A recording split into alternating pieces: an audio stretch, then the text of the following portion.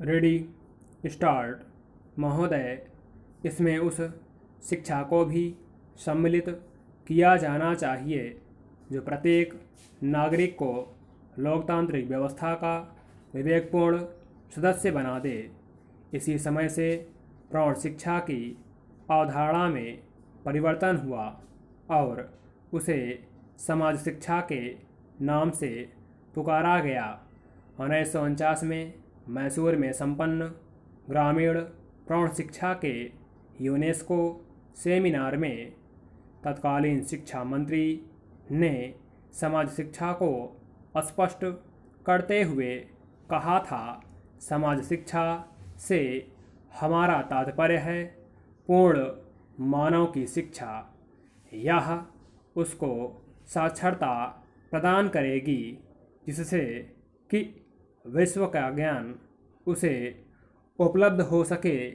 यह उसको बताएगी कि वह अपने आप का वातावरण से अनुकूलन किस प्रकार करे एवं जिन प्राकृतिक दशाओं में वह निवास करता है उसका सर्वोत्तम उपयोग किस प्रकार करे।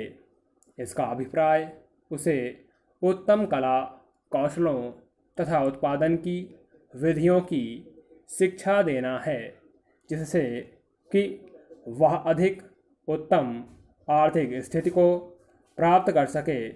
इसका उद्देश्य उसे व्यक्ति तथा समाज दोनों के लिए स्वास्थ्य विज्ञान के प्राथमिक सिद्धांतों की शिक्षा देना भी है जिससे हमारा गृहस्थ जीवन स्वस्थ तथा समृद्ध हो सके। इस शिक्षा को उसे नागरिकता का पाठ पढ़ाना चाहिए जिससे कि उसे संसार की बातों का ज्ञान प्राप्त हो जाए और वह अपनी सरकार को उन निर्णयों के निर्माण में सहायता दे सके जो शांति तथा प्रगति में योगदान करें।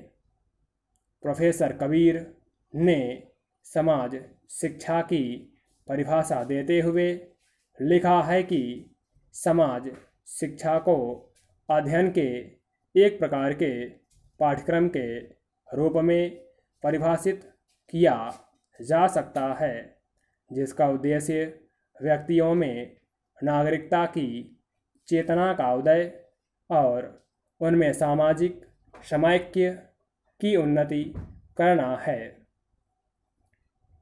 स्वाभाविक उपलक्ष्य के रूप में समाज शिक्षा व्यक्ति के व्यक्तिगत एवं समाज के सदस्य के रूप में नागरिकता के अधिकारों तथा कर्तव्यों की तीव्र भावना का समावेश करने का प्रयत्न करती है।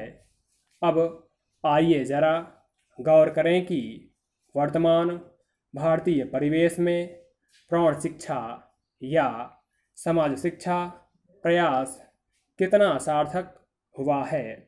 आज से 23 साल पूर्व सन 1978 में साहित्य परिचय प्रौढ़ शिक्षा विशेषांक के अपने एक लेख में डॉक्टर चौबे ने प्रारंभ में ही लिखा है, जब कोई समाज जातिवाद, वर्गवाद, क्षेत्रवाद, गरीबी, बेरोजगारी, बीमारी तथा असमानता से ग्रस्त रहता है तो उसका विकास अवरुद्ध हो जाता है। ऐसी यही ग्रस्तता आज हमारे समाज में हमारे क्रियाकलापों के विविध अंगों में परिलक्षित हो रही है। जब तक हम इस ग्रस्तता से मुक्त ना होंगे तब तक हमारा विकास संभव नहीं होगा। इस ग्रस्तता से दूर होने के लिए हमें अनेक उपाय करने होंगे। इन उपायों में शिक्षा का स्थान बहुत ऊंचा है। हमारे देश की अधिकांश जनता अभी भी साक्षर नहीं हो पाई है। जब तक हम इस प्रयास में सफल नहीं होते तब तक हमारी जनतंत्रीय व्यवस्था खोखली रहेगी। उल्लेखनीय है कि प्रौढ़ शिक्षा के क्षेत्र में सरकारी स्तर पर स्वतंत्रता से पूर्व से ही प्रयास प्रारंभ हो गया था, जिसमें आज तक कई मोर्चों पर प्रौढ़ शिक्षा के प्रचार प्रसार का कार्य जारी है। स्टॉप।